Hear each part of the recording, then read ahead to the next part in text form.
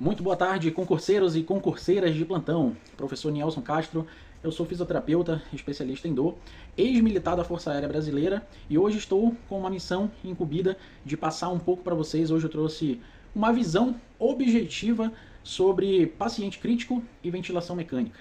Então vamos falar um pouquinho sobre uma visão muito objetiva a respeito do que cai em concurso público, o que eu tenho que saber, de forma bem positiva, bem objetiva e dinâmica. A ventilação mecânica ela é um assunto muito vasto, um assunto muito extenso. E eu preciso saber de tudo, professor? Preciso saber de tudo. Quando eu trato paciente crítico, quer dizer que esse paciente está precisando muito de um atendimento efetivo. Isso eu estou falando clinicamente. Quando eu vou para a área de concurso, eu tenho que ser um pouco mais objetivo. Então não é tudo do conhecimento da ventilação mecânica que eu vou aplicar dentro de uma prova de concurso público. Então eu trouxe aqui essa visão para vocês, espero passar um pouco do conhecimento e que vocês possam aí aprender o suficiente para seguir na carreira que vocês almejam. Então, essa apresentação ela abordará a definição de paciente crítico e a relevância da ventilação mecânica. Exploraremos o histórico da ventilação, dados sobre sua utilização no Brasil e os objetivos dessa análise. Então, vamos fazer uma análise aí de forma geral em cima da temática. Então, vamos para o seguinte. Só mudar aqui. Então, olha só, primeira coisa que eu tenho que entender, mais à frente eu vou mostrar para vocês alguns gráficos que eles não caem em prova de concurso público, eles despencam, então cai muito gráfico. Mas o que eu tenho que entender da ventilação mecânica? Qual a base que eu tenho que entender da ventilação mecânica? Indicações e tipos de ventilação mecânica. Então isso eu tenho que estar aqui, ó, tem que estar na mente, não é decoreba. Eu tenho que realmente saber, tá? Você, concurseiro, concurseira, você tem que saber as indicações e os tipos de ventilação mecânica. Isso aqui despenca em prova de concurso. Então, quais são as indicações mais comuns da ventilação mecânica? Insuficiência respiratória aguda, que é a SDRA, né? Pneumonia grave, então algo que esteja afetando a respiração. Então, quando eu tenho dois tipos, né, de patologia, ela aguda e ela crônica. Quando ela está aguda, ela está acontecendo ali, então está acontecendo o processo inflamatório agudo, está acontecendo a insuficiência respiratória aguda, então ela precisa ser revertida rápido. Ela está aguda. E tem pacientes com DPOC, com enfisema pulmonar, que são pacientes crônicos. A gente fica para uma outra aula. Mas o que eu tenho que entender aqui é que está acontecendo agora, então ela está aguda, eu tenho que resolver rápido. Outra indicação comum, hipoxemia refratária. Outra, hipercapnia permissiva, fadiga muscular respiratória, proteção das vias aéreas. Então, às vezes, eu preciso proteger aquela via aérea. A gente não vai entrar na parte patológica aqui, tá? Isso fica para uma aula um pouco mais à frente, para a gente entender todas as patologias. Aqui é uma forma mais dinâmica e mais objetiva para vocês entenderem a respeito da ventilação mecânica com base nos concursos que caem nas provas. Então, às vezes, eu preciso proteger essa via aérea e daí eu utilizo a ventilação mecânica para que seja mais permissiva essa via aérea, para que eu consiga acessar mais fácil, para que eu consiga deixar o paciente mais confortável diversas vezes. Tipos de ventilação. Então, olha só, eu tenho ventilação controlada por volume, VCV, ventilação controlada por pressão, PCV, ventilação com suporte de pressão, que é a PSV, ventilação com liberação de pressão, que é a APRV, e a ventilação não invasiva, que é a VNI, que eu posso utilizar um CPAP ou um BIPAP. Prestem atenção. Professor, eu preciso saber todos os tipos de ventilação mecânica. Se você estiver fazendo uma prova específica para fisioterapia, para medicina, uma prova específica, você precisa saber, tá? Cada uma, passo a passo, para que serve, quando eu vou aplicar, o que eu vou ver na gasometria de cada uma, como que eu vou aplicar, quais as pressões eu vou colocar, aí você precisa saber. Se for uma prova mais geral, o que você precisa saber aqui? Que existe a pressão controlada e a pressão de suporte e a ventilação não invasiva. Então eu preciso saber que a ventilação controlada e a ventilação de suporte ela é invasiva. Eu vou precisar colocar um tubo lá na garganta do paciente ou eu vou precisar fazer uma traqueostomia. Então eu preciso saber disso. E a ventilação não invasiva, que é utilizada através da máscara, do CPAP, do BIPAP, certo? Então eu preciso saber disso. Ventilação controlada, ventilação de suporte, ventilação não invasiva. Então eu preciso saber que eu preciso de um tubo interno, ou via oral, ou via traqueostomia, e a outra não. Tá? Então, quando eu falo de ventilação não invasiva, é porque eu não estou invadindo a via aérea do meu paciente. Pegaram a dica?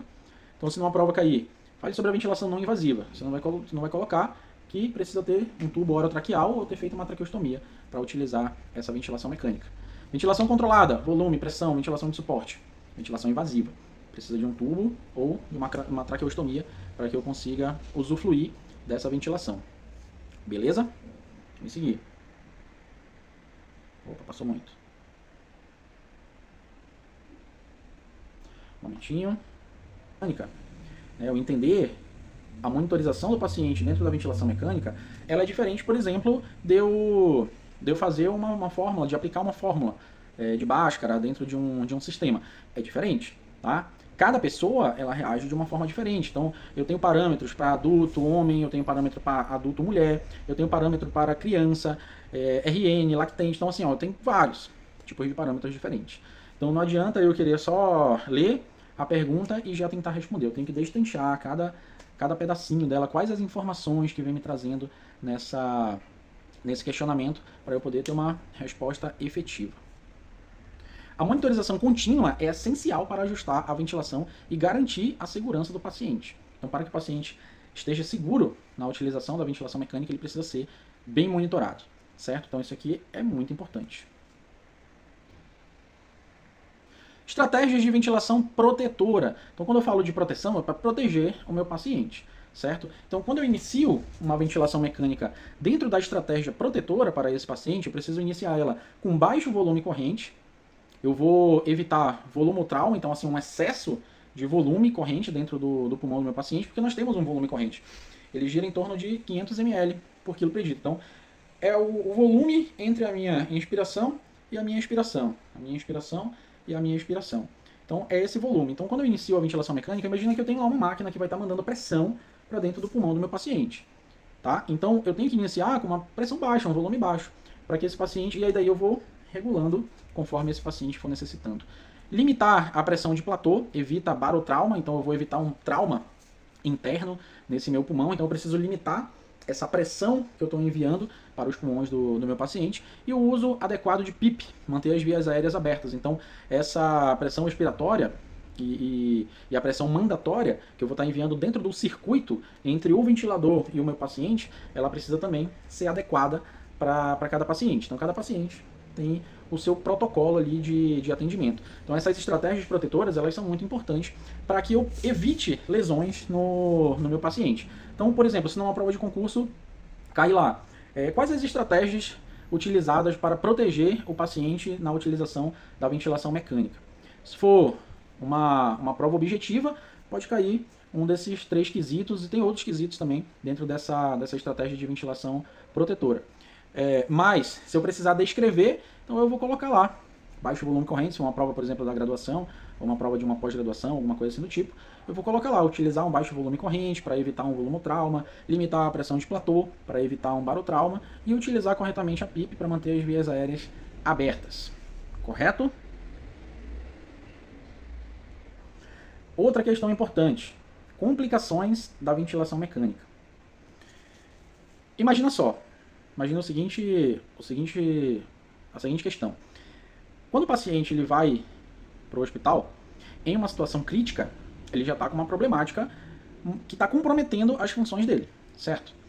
Quando eu vou utilizar um recurso como o da ventilação mecânica, eu tenho que imaginar que esse paciente ele já está numa situação difícil, ele já está numa situação complicada. Então eu não posso complicar mais a vida dele. Então, qual que é o nosso papel em relação a isso, como profissionais de saúde? É evitar que esse paciente complique mais ainda. Então é causar beneficência e não maleficência. Isso é um princípio ético, tá? Dentro da bioética. Então eu preciso causar beneficência e não maleficência para esse paciente. Mas, todavia, entretanto, pode ocorrer alguma complicação, pode ocorrer algumas complicações, né, na utilização dessa técnica. O que pode ocorrer? Lesão pulmonar, um volumotrauma, um balotrauma, um atelectotrauma, um biotrauma. Então pode ocorrer uma lesão pulmonar, seja ela interna ou externamente ao pulmão, na região, dentro da cavidade torácica. Então isso pode acontecer. Pneumonia, o paciente está internado, então ele está passivo. Geralmente a imunidade do paciente vai lá para baixo, então ele está passivo aí de alguma infecção e pode ocorrer também desse paciente ter uma pneumonia. Precisa ser feita aí a prevenção e o tratamento. Disfunções diafragmáticas induzidas pela ventilação. Então, disfunções do diafragma, então o diafragma é a musculatura acessória, que está assessorando diretamente os meus pulmões, abaixo da cavidade torácica. Então pode ocorrer aí alguma disfunção desse diafragma posteriormente, né, a utilização da ventilação mecânica. E nós temos aqui um gráfico, deixa eu pegar aqui rapidinho, aqui sobre as novas abordagens e tendências, né, da ventilação mecânica. Tem alguns métodos mais futurísticos, digamos assim, né, modos automáticos, ventiladores mais avançados, né, monitorização personalizada, utilização de IA, inteligência artificial. Né, então, o futuro da ventilação mecânica ele é promissor, com novas tecnologias e abordagens que visam otimizar o tratamento e melhor resultado dos pacientes. Então, nós temos aí a tecnologia às mãos para serem utilizadas aí com o paciente. Quem sabe daqui não sai um inventor, uma inventora de uma nova tecnologia aí, algo que vai melhorar a vida dos pacientes. E esses gráficos aqui, pessoal, são gráficos que não caem em prova, eles despencam. Então, toda prova de concurso público, a grande maioria, tendo envolvendo aí área da saúde e parte de ventilação mecânica, vai cair gráfico. Então, quando eu olho lá no monitor, naquele aparelho grandão, eu vejo lá um monte de gráfico passando. Um monte de gráfico passando. E eu preciso entender, se você dominar o que são esses gráficos, você domina a ventilação mecânica. Então eu tenho gráfico lá de volume, gráfico de fluxo, gráfico de pressão, tem outros gráficos aqui também, do volume corrente, do fluxo de ml por minuto, da pressão de H2O por minuto, com CPAP, com BIPAP, com EPAP, com todos os PAPs que são utilizados, né, dentro da ventilação mecânica por volume, por pressão. Então assim, são inúmeros gráficos. Nós podemos fazer uma aula somente para falar sobre gráficos, e os gráficos eles são muito importantes. Vocês têm que saber, conhecer e analisar esses gráficos. Por exemplo, esse gráfico número 1, ele é um gráfico simples. Deixa eu puxar aqui um pouquinho. Ele é um gráfico simples, tá? De um lado, respiração espontânea, e o outro, ventilação mecânica invasiva por ciclo controlado, certo? Então ele está controlado aqui por volume. Então eu tenho, dentro desse gráfico, o que eu preciso analisar? Primeiramente, os gráficos de curva, certo? Então notem, eu tenho uma barra horizontal e outra vertical.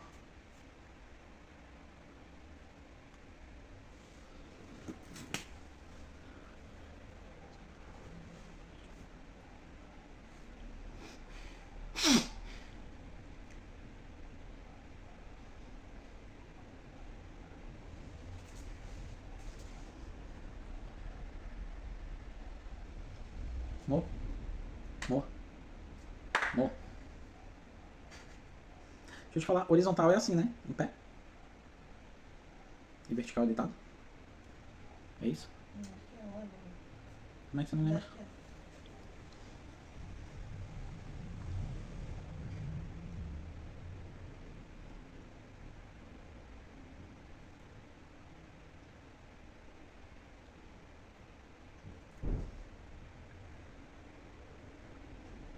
Então eu tenho aqui um gráfico que ele vai de menos 10, uma contagem de menos 10 até 500, dentro do volume.